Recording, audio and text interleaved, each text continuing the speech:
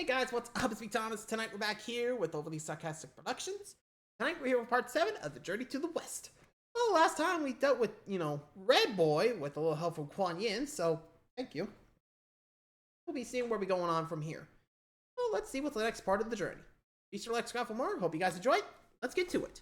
Last time on Journey to the West, the villainous Red Boy abducted Tripitaka and grievously wounded the indomitable Monkey King with his ultimate weapon, the True Fire of Samedi. Injured and weak, but determined to retrieve his master, Sun Wukong petitioned the merciful Kuan Yin for her aid, and the two of them hatched a plan to deceive the precocious monster. By way of illusions and an arsenal of blades, the divine duo defeated the demon, and Tripitaka was once more restored to his place in the Journey to the West. So our heroes are trekking westward, as they have been for quite some time now, and morale is honestly running a little low. Tripitaka is getting homesick, and Pigsy laments that it feels like they'll be on this journey forever. But just as Monkey is telling them to quit whining because they'll get there when they get there, they bump into a huge, turbulent, and totally pitch-black river in their way. While they're discussing how to get across, they spot a boatman nearby and ask him to ferry them across. But the boat's too small to accommodate a monk, 3 semi-celestial monsters, and an entire horse, so they split up into 2 groups. Tripitaka and Pigsy to be ferried across first, Sandy and the horse next, and Monkey can just jump across, so it's not really an issue. But when Tripitaka and Pigsy are halfway across the river, the boatman reveals himself to be a bad guy, summoning a whirlwind and sinking the boat. Sandy panics and says they should look downstream to see if they've washed up on the shore, but Monkey points out that Pigsy's a good swimmer. If it were a normal capsizing, he should have been able to get himself and Tripitaka to safety, no problem. So Sandy strips down to dive in, but Monkey warns that the black water looks real suspicious, but Sandy points out he lived in a river way eviler than this one and heads in no problem. Investigation of the river bottom reveals a huge pavilion advertised as the home of the Black River God, and Sandy overhears the definitely not a real boatman monologuing about how he's gonna invite his uncle over so they can eat Tripitaka and become immortal. Sandy becomes enraged and bangs on the door, demanding Tripitaka's return,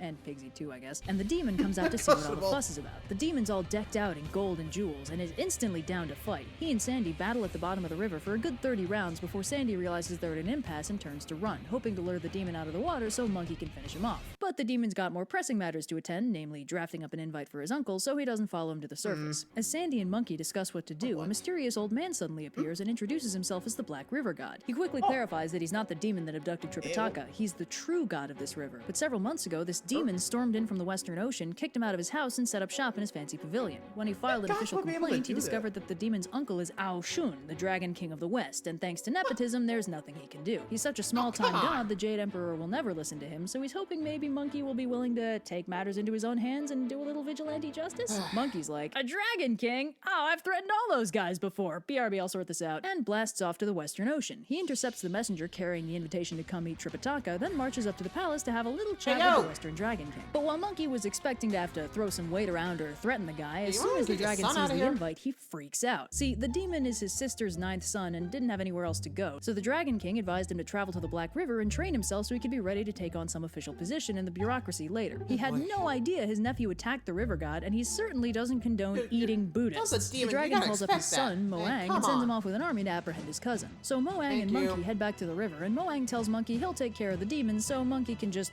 relax for a bit. Monkey and Sandy chill on the banks while Moang dives down to confront the demon. Moang and the demon argue about how much trouble he's in. The demon hasn't actually seen Monkey and doesn't realize how dangerous this group he's been antagonizing is, while Moang knows all about Monkey and the kind of damage he can do. Inevitably, the two of them fight, and Moang fakes out the demon before KOing him and taking him prisoner. Moang leads Monkey through the pavilion to retrieve Tripitaka and Pigsy. The Black River God is restored to his rightful place, and as thanks, he parts the waters so the gang can continue westward. And they do for a while. But as the crew makes their way, they suddenly hear this horrible sound, like hundreds of people screaming at the same time. While the rest of the gang debates what might have made the noise, Monkey flies up to see if he can spot it. Instead, he sees a beautiful city in the distance, and a small crew of very ragged-looking monks trying to pull a cart full of rocks up a hill near the gates. The monks are responsible for the noise, as they're all yelling in unison as they pull. 2 Taoists come out of the city, and the monks all look terrified and start pulling harder, and Monkey realizes he's heard of this city. It must be the Slow Cart Kingdom, a place where Taoists are revered with the highest honors, and Buddhism is hated to the point of being criminalized. So Monkey disguises himself as a Taoist sage and pops down to chat up the Taoists and get a little info on this place. When he introduces himself and asks if there's a good spot in the city for him to beg some vegetarian food, like the good Taoist he is, the Taoists laugh and tell him that in this kingdom, the king himself is devoted to the Tao, and there will be no need for him to beg. It'd be an honor for the citizens to give him food. They tell Monkey that 20 years ago, the kingdom was ravaged by a terrible drought, and no amount of Buddhist prayer seemed to help. But then, just when things seemed hopeless, 3 Taoist immortals called Tiger Strength Immortal, Deer Strength Immortal, and Goat Strength Immortal descended from the sky, summoned the rain, and fixed the drought. The court retaliated against the Buddhists by demolishing their temples and enslaving all the monks, which is why the Buddhist monks are on rock-pulling duty while the Taoists are living large. So Monkey's like, oh,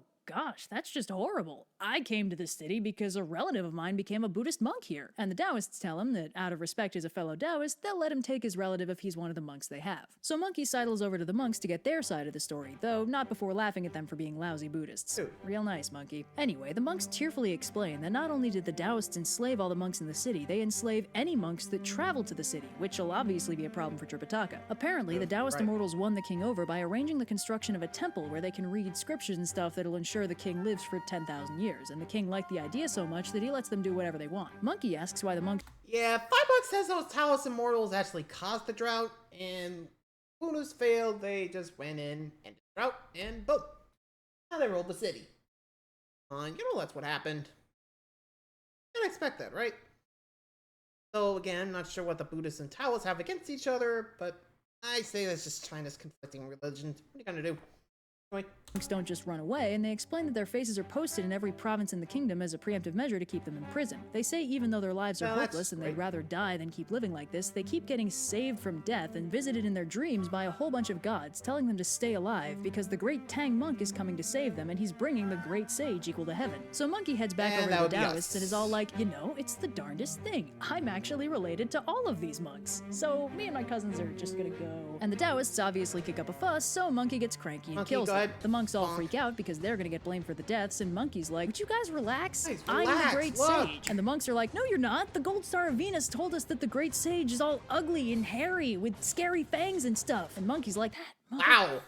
What the hell, Venus? You got me. I'm not the Monkey King. I just work for him, and he's right behind you. So all the monks turn to look, and Monkey changes back and scares him. I'm not even joking. I love this book. So Monkey eats the card away and tells all the monks to scatter until they get word that the kingdom is safe for them, and he gives all the monks magical protection in the form of one of his hairs. Each hair can transform into a guardian thunder spirit for each individual monk, and with that sorted, most of the monks run off with their new magic bodyguards. Although about a dozen stay behind to help out Monkey and the gang. But Tripitaka's gotten tired of waiting, and in his biggest act of agency yet, has come to find Monkey himself, and Monkey fills him in on the situation. So the remaining monks sneak the gang into the last surviving monastery in the city and put them up for the night. But Monkey's too stressed out to sleep, so he decides to investigate the giant Taoist temple the three immortals had built. He finds the three immortals and a huge number of young Taoists playing music and praying, and he also notices a ton of delicious-looking buns and food offerings and stuff. Remembering the age-old proverb, a single hand cannot clap, Monkey decides that it'll be much more fun to wreck this place with company, so he goes to wake up Sandy and Pigsy and asks if they want to help him prank the Taoists and steal their food. The gang whips up a whirlwind in the temple, and the Taoists take this as a sign to call it a night. To keep suspicion to a minimum, the trio transform to resemble three statues in the temple, with Pigsy disposing of the originals down the nearest toilet. Suitably disguised, the gang digs in, although Monkey isn't actually a huge fan of cooked food, being a monkey, so he just has some fruit and hangs out with his friends. Oh, that's cute. But the party goes south when one of the young Taoists realizes he forgot his handbell and heads back into the hall, where he hears breathing, sees the place wrecked, freaks out and slips on a lychee seed, and Pigsy bursts out laughing. The Taoist runs away and returns with the three immortals, who see that the offerings have been eaten, but nobody's around. The immortals conclude that the strength of their prayer must have brought the three pure ones down from heaven to take their offerings, and while they're here, they should ask for some golden elixir and holy water to give to the king. Monkey, as the statue, speaks up and tells the Taoists that they were indeed summoned by their super effective prayer, but they've just come from the Festival of Immortal Peaches and they don't have any elixir or holy water on them right now, but they can come back tomorrow? But the Taoists are very insistent, so Monkey says they can get them some holy water, but they'll need a container and the Taoists will need to leave the room. After some reshuffling, they're left alone with a big cistern, and Pigsy's confused about where they're supposed to get the holy water from until Monkey starts peeing in it. So the trio accumulate an impressive amount of holy water, which the Taoists admit doesn't taste very good, and once they realize they've been bamboozled, Monkey grabs Pigsy and Sandy and blasts through the doors, slipping back into the monastery undetected for a good night's sleep. The next day, Tripitaka goes to the king to have his travel papers recertified, and because this kingdom likes enslaving monks, Monkey and the gang go with him to make sure nothing goes wrong. The king immediately goes to toss Tripitaka in prison, but his advisor privately tells him that these monks are from a really faraway kingdom, and to get here they must have gone through an absolute butt-ton of demons, so it's probably best not to mess with them. But just when it looks like this adventure might be over quickly, the three immortals swagger in and order the guards to apprehend our heroes for wreaking mischief in the Taoist temple. But Monkey says that that's ridiculous. They're new in town. They don't know anything about this city, so how on earth would they even know about the temple? And even if they did, how could they have done any real damage without these three super powerful Taoist immortals stopping them? This confuses the king enough that he can't tell who's the bad guy in the situation, but just then a messenger arrives to inform the king that an outlying village is suffering from a drought, and they've requested help from the immortals. The king has a bright idea and suggests they turn it into a competition. Whoever can make it rain is the winner and won't get in trouble. Monkey thinks this is a great idea, and the crew ships off to the town and gets to work. So Tiger Strength Immortal hops up on the podium and explains that he's going to strike his ritual tablet 5 times, and his first 4 strikes will summon the wind, clouds, lightning, and rain, while the 5th strike will dismiss the storm. So obviously, when Tiger Strength Immortal gets ready to do his thing, Monkey surreptitiously duplicates himself and vanishes into the clouds overhead to intercept whatever he does. With each strike on the tablet, the sage summons more and more minor gods, each with their own part to play in the creation of the storm. But as soon as they run into Monkey, they freak out, he explains the situation, and they all agree to help him out instead. So 5 strikes and exactly no rain later, Monkey pops back down, tells Tiger Strength Immortal to quit embarrassing himself, and hops up on the podium.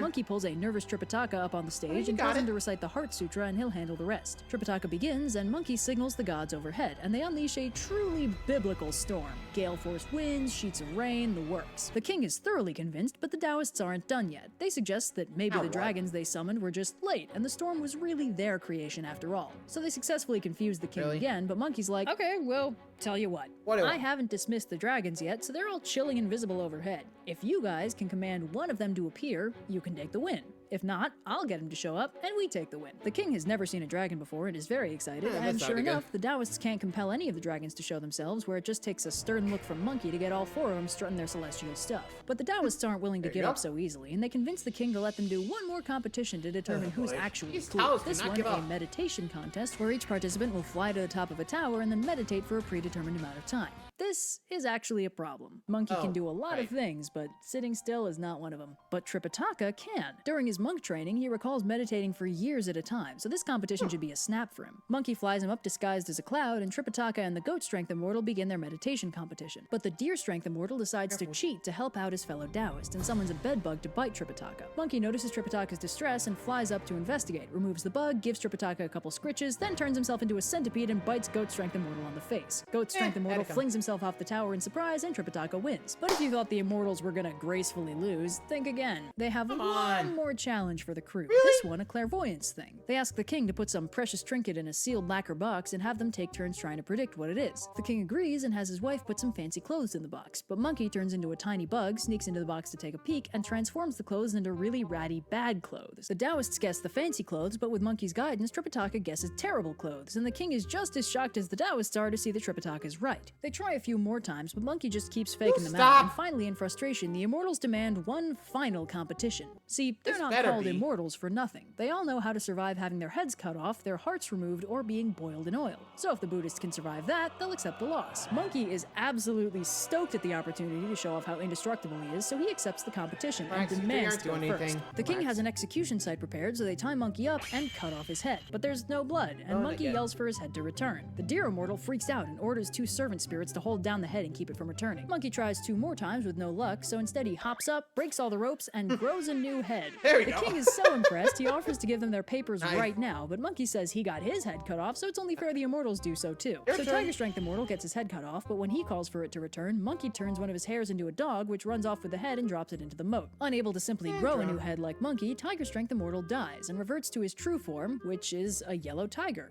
Not the biggest twist, I guess? Deer Strength Immortal is outraged and demands he try the heart removal thing. Monkey's excited because he's had a mild stomachache and was hoping for the opportunity to clean out his spleen a little bit. One very graphic disembowelment later, Monkey's totally fine, but when the Deer Strength Immortal tries the same thing, Monkey turns one of his hairs into an eagle to straight up Prometheus this dude. Deer Strength Immortal dies for real and turns into a white deer. Starting to sense a pattern here. So the final Immortal, Goat Strength Immortal, demands the boiled in oil thing, which Monkey is also enthused for, claiming his skin's been kinda dry lately and an oil bath might be just what he needs. So Monkey swims around in the boiling oil all happy-like, but when he sees Pigsy whispering something to Sandy, he thinks maybe he's laughing at him and decides to prank him back. So he turns into a tack, apparently disappearing, and they instantly declare him dead and capture his companions. Tripitaka asks for a moment to grieve his lost disciple and gives him a very sweet eulogy, calling Monkey gallant and wishing him peace. Pigsy ruins the moment by calling him an ignorant, deep-fried Pima Wen, and Monkey is so pissed he turns back just to yell at him. The arresting officer freaks out and says he must be a ghost because otherwise he'd have made a false report by declaring him dead, and Monkey is so offended that he hauls himself out, dries himself off, gets all dressed up, and kills that guy for insinuating he might be dead. The king is all set to give him their papers and let him go, but Monkey insists the Goat Immortal take his turn in the tub. So he does, but Monkey is suspicious and tests the oil, finding it very cool to the touch. Monkey reasons a cold dragon must be keeping the fire from heating the oil and contacts the Northern Dragon King about it. The Dragon King has the errant Red Cold Dragon arrested, and without that, the oil is, well, boiling. Goat Immortal dies and turns into a goat. The king is all sad about all his immortals dying, but Monkey reminds him that they were all demons in disguise, not really human, and they were probably plotting to take over his kingdom or kill him or something. The king is relieved, reverses his policy on Buddhism, and gives the gang their travel papers. So after that lengthy detour, they're all set to continue along their journey to the west. They've traveled far and done great things, but there's still a long way to go. What new trials await them on their arduous adventure? Find out next time on Journey to the West. So far, it's gone pretty well, and well, they freed the Buddhist kingdom there, slow cart. So, do they actually do that legitimately, or do they just concentrate on the kingdom? Monkey, yeah, I think they did. Anyway, till next time, guys. Thanks for watching. See ya.